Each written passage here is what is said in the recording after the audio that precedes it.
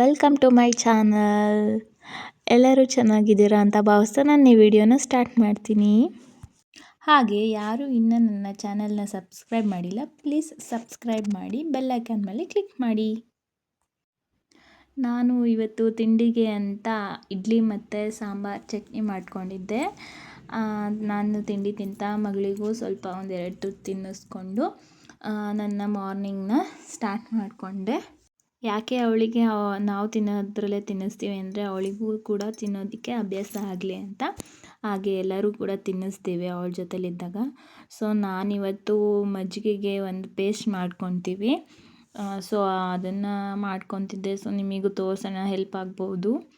And ಮಜ್ಜಿಗೆ ಕುಡಿದ್ರೆ ಒಂಥರ ಹುಳಿ ಹುಳಿ ಅನಿಸುತ್ತೆ ಅಲ್ಲ, ಅದೆಲ್ಲ ಹೋಗುತ್ತೆ, ಚೆನ್ನಾಗಿರುತ್ತೆ, ಕಮ್ಮಾಗಿ ಚೆನ್ನಾಗಿರುತ್ತೆ. ಸೊ ಅದನ್ನು ಪ್ರಿಪೇರ್ ಮಾಡ್ಕೊಳ್ಳೋಣ ಅಂತ ಒಂದು ಈರುಳ್ಳಿ, ಕರಿಬೇವಿನ ಸೊಪ್ಪು, ಬೆಳ್ಳುಳ್ಳಿ ಒಂದು 4-5 ಮತ್ತು ಹಸಿ ಶುಂಠಿ ಮತ್ತು ಒಂದೇ ಒಂದು ಮೆಣಸಿನ್ಕಾಯಿ. ಅದ್ರ ಜೊತೆಗೆ ಸೋಂಪುಕಾಳು, ಓಂಕಾಳು ಮತ್ತು ಜೀರಿಗೆ ಸ್ವಲ್ಪ ಜಾಸ್ತಿ ಪ್ರಮಾಣದಲ್ಲಿ ತಗೊಂಡಿದ್ದೀನಿ ಮತ್ತು ಮೆಣಸು ಇಷ್ಟನ್ನು ತಗೊಂಡಿದ್ದೀನಿ. ಇದನ್ನು ಫಸ್ಟು ಹಂಗೇ ಡ್ರೈ ರೋಸ್ಟ್ ಮಾಡಿಕೊಳ್ಬೇಕು.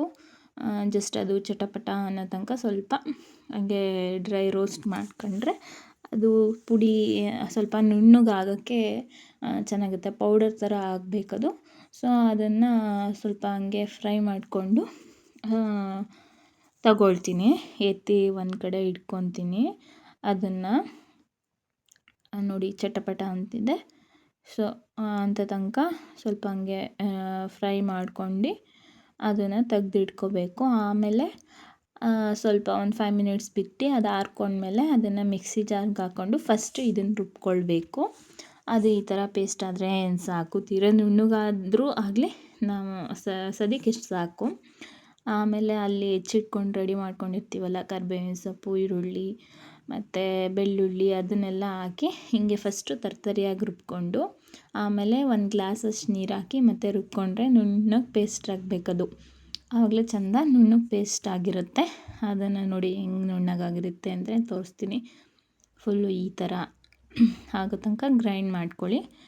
ಆಮೇಲೆ ಆ ಗ್ರೈಂಡ್ ಮಾಡಿರೋದನ್ನ ನಾನೊಂದು ಬಾಕ್ಸಿಗೆ ತೆಗ್ದು ಇಟ್ಕೊಳ್ತೀನಿ. ಇದೇನಿಲ್ಲ ಅಂದರೂ ಒಂದು 15 to 20 ಡೇಸ್ ಬರುತ್ತೆ. ಅಂದರೆ ಅದು ಹಾಕ್ಕೊಂಡು ಕುಡಿದ್ರೆ ಚೆನ್ನಾಗಿರುತ್ತೆ. ಏನು ಒಂಥರ ಎಲ್ಲದಕ್ಕೂ ಒಳ್ಳೆಯದು, ಜೀರ್ಣ ಆಗುತ್ತೆ. ನಾವು ಅದಕ್ಕೆ ಓಂಕಾಳು, ಸೋಂಪುಕಾಳು ಎಲ್ಲ ಹಾಕೋದ್ರಿಂದ ನಾವು ಊಟ ಮಾಡಿದ್ದು ಕೂಡ ಜೀರ್ಣ ಆಗುತ್ತೆ, ಒಳ್ಳೆಯದು ಕೂಡ. ಸೊ ಒಂದು ಗ್ಲಾಸಷ್ಟಿಗೆ ಮಧ್ಯಾಹ್ನ ಆಗಿತ್ತಲ್ಲ, ನಾನು ಹಂಗೆ ಮಜ್ಜಿಗೆ ಕುಡಿಯೋಣ ಅಂತ ಒಂದು ಗ್ಲಾಸಿಗೆ ಒಂದು ಅರ್ಧ ಸ್ಪೂನಷ್ಟು, ಅದಕ್ಕಿಂತ ಕಮ್ಮಿನೇ ಹಾಕ್ಕೊಂಡು ಮಿಕ್ಸ್ ಮಾಡಿಕೊಂಡು ಬೇಕಂದರೆ ಉಪ್ಪು ಹಾಕ್ಕೊಳ್ಬೋದು. ಇಲ್ಲ ಅಂದರೆ ಅದು ಅಡಿಷ್ನಲ್ ನಿಮ್ಮ ಇಷ್ಟ, ನಿಮಗೆ ಉಪ್ಪು ರುಚಿಗೆ ಬೇಕಂದರೆ ಹಾಕ್ಕೊಳ್ಳಿ. ನಾನೊಂದು ಸ್ವಲ್ಪ ಹಂಗೆ ಕುಡಿತೀನಿ, ಆದರೂ ಇಲ್ಲಿ ಅಂತ ಒಂದು ಸ್ವಲ್ಪ ಹಾಕ್ಕೊಂಡಿದ್ದೀನಿ. ಅದನ್ನ ಹಾಕ್ಕೊಂಡು ಸೊ ರಿಲ್ಯಾಕ್ಸ್ ಮಾಡ್ಕೊತ ಸ್ವಲ್ಪ ಹೊತ್ತು ಆಚೆಗಡೆ ಕೂತ್ಕೊಂಡು ಸಮಾಧಾನವಾಗಿ ನನ್ನ ದಿನಚರಿನ ಮೆಲ್ಕು ಹಾಕ್ಕೊಂಡು ಹಾಗೆ ಸಮಾಧಾನವಾಗಿ ಕೂತ್ಕೊಂಡು ಮಜ್ಜಿಗೆ ಕುಡಿದೆ. ಆ್ಯಂಡ್ ನಾವು ಜೀವನದಲ್ಲಿ ಕಲಿಯೋದು ತುಂಬಾ ಇರುತ್ತೆ. ಲೈಫಲ್ಲಿ ಒಂದೊಂದು ಸ್ಟೇಜಲ್ಲಿ ಒಂದೊಂದು ಥರ ಕಲಿತೀವಿ. ಆ್ಯಂಡ್ ಹೆಂಗೆ ಅಂದರೆ ಚಿಕ್ಕ ಮಕ್ಕಳಾಗಿದ್ದಾಗ ಒಂಥರ ತಂದೆ ತಾಯಿ ನೋಡಿಕೊಂಡು ಕಲಿತೀವಿ. ಆ್ಯಂಡ್ ದೊಡ್ಡವರಾಗ್ತಾ ಫ್ರೆಂಡ್ಸು ಹೇಗಿರ್ತಾರೆ, ಆ ಕಡೆ ಈ ಕಡೆ ಟೀಚರ್ಸು ಎಲ್ಲರಿಂದ ಕಲಿತೀವಿ. ಹಾಗೆ ಮದುವೆ ಆದಮೇಲೆ ಒಂಥರ, ಮಕ್ಕಳಾದಮೇಲೆ ಒಂಥರ. ಸೊ ಜೀವನದಲ್ಲಿ ಒಂದೊಂದು ಸ್ಟೇಜಲ್ಲಿ ಒಂದೊಂದು ಥರ ಕಲಿತೀವಿ. ಅದು ಯಾರು ಹೇಳ್ಕೊಡೋದು ಬೇಡ, ನೋಡಿನೇ ನಾವು ಕಲ್ತ್ಕೊತೀವಿ. ನಿಮ್ಮ ಜೀವನದಲ್ಲೂ ಕೂಡ ಹಾಗೇ ಅಂತ ಇದ್ದರೆ ಕಮೆಂಟ್ ಮಾಡಿ ತಿಳಿಸಿ. ನೀವೇನು ಒಂದು ಕಲ್ತಿರ್ತೀರ ಅಂದರೆ ತುಂಬ ಮನಸ್ಸಿಗೆ ಹಚ್ಕೊಳ್ಳೋ ಥರ ಕಲ್ತಿರ್ತೀರ, ಅದನ್ನು ನನಗೆ ಕಮೆಂಟ್ ಮಾಡಿ ತಿಳಿಸಿ. ಆಮೇಲೆ ಸಂಜೆ ಆಯಿತು. ಸಂಜೆ ಆದಮೇಲೆ ಎಲ್ಲ ಸ್ವಲ್ಪ ಕೆಲಸಗಳೆಲ್ಲ ಮುಗಿಸ್ಕೊಂಡು ಮಗಳ ಜೊತೆ ಆಟ ಆಡಿಕೊಂಡು ಟೈಮ್ ಸ್ಪೆಂಡ್ ಮಾಡಿದ್ವಿ.